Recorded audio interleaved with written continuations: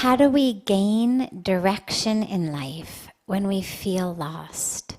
How do we tune into our intuition and know that the voices we hear are pointing us in the right direction? Our intuition really is a sense. Science tells us we have 5 senses. Okay? So science tells us that the only way that we can really know the world is through that which we see, that which we hear, that which we smell, that which we touch, and that which we taste. But we actually have another sense, and that's our intuition.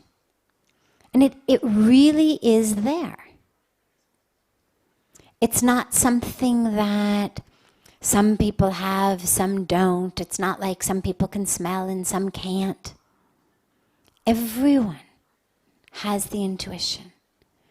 But what we don't do is connect with it, and we don't really learn how to use it. And so, for example, when we're born, if you take a young child and you make a young child touch this and you say, "What is this?" Well, the child won't necessarily know. Or you say, "What is this?" Not going to know.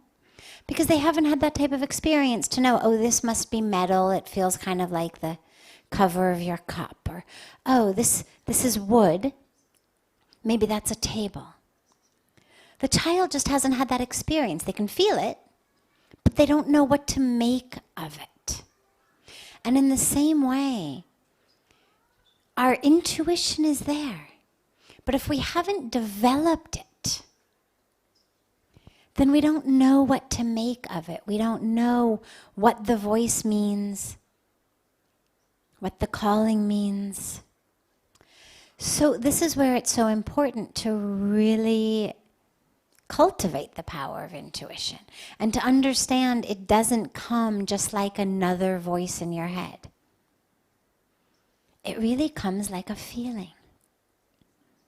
When it's hot out and you go stand outside and you hold your hand out and you can feel the sun's rays burning your hand, you never doubt, oh, maybe it's just my mind telling me it's hot. You can feel it. If you stand in Ganga, you're wet. You can feel it, you're wet. You're never going to doubt, oh, it's just my mind maybe telling me I'm wet. When you hear music, you know you're hearing music. Nobody's going to say, oh, maybe that's just my mind. We understand music is playing. So we trust those 5 senses because they're what we've become habituated to.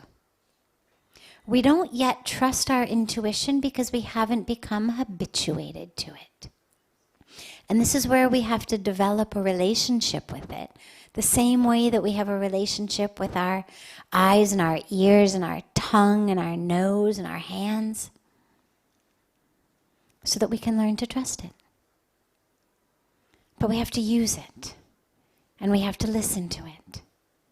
And then slowly we're able to really understand the difference between just the random voices in our head, the voices of judgment, the voices of criticism, the voices of fear, the voices of ego, and intuition, which isn't always a voice, actually.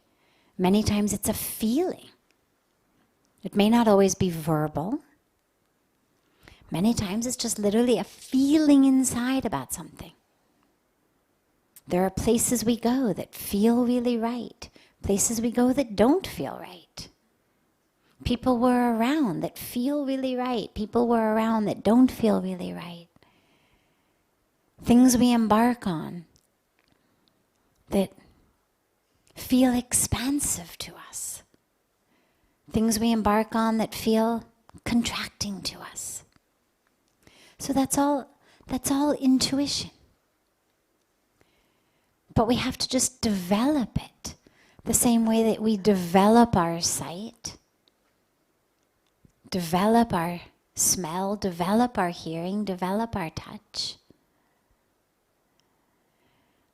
And then it's what we really need to use to move through life, because actually, it's the only thing we can trust.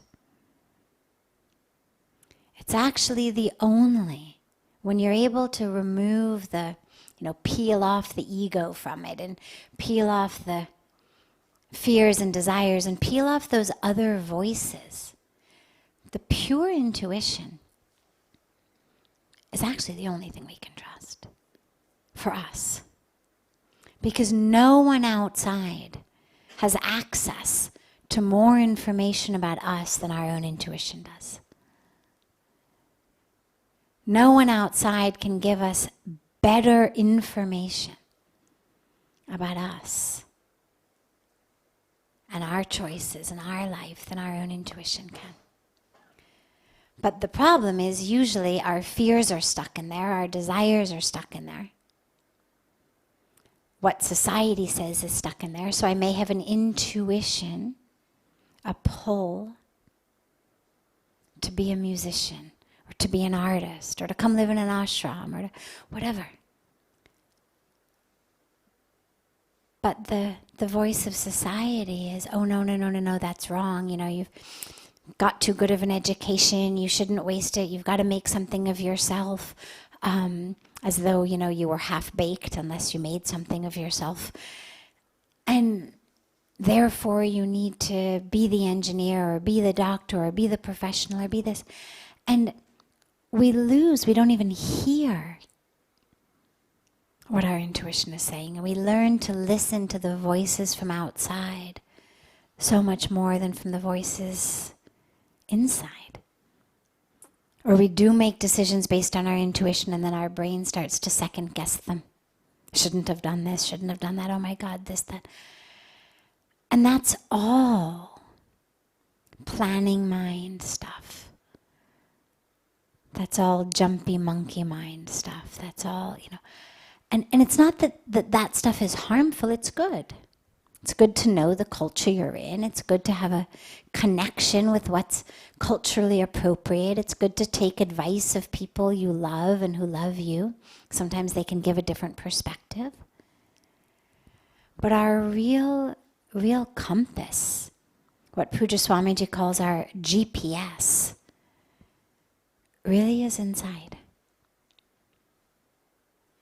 But we have to trust it.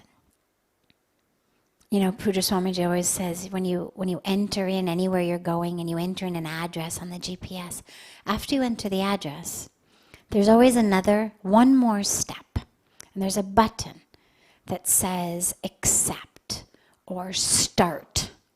It's never just you enter in the address and then sit back. There's always a button. The ones in the cars used to say accept, on the phones they say start. But you've got to push that button that says, okay, now guide me. And most of us just haven't actually pushed that button in our life. Like we've entered in an address, I want to go there or be this or experience that. But we haven't actually accepted the voice of our own intuition of how to get there. What's happiness going to look like for me? What's fulfillment going to look like for me? What's meaning in life going to look like for me? What's success going to look like for me? What's love going to look like for me? Not what does it look like on the TV serials I watch. Not what does it look like in my friends or my family. But what does it look like for me? What does fulfillment feel like for me? Not what is it for my brother. Not what is it what my parents have told me. But really, what is it for me? And our intuition actually knows that. It has the answers. But we just have to hit that final accept button and stop second guessing it. Stop allowing it to be pulled here and there by the ego, by fears, by how we've been indoctrinated. And really let it guide us.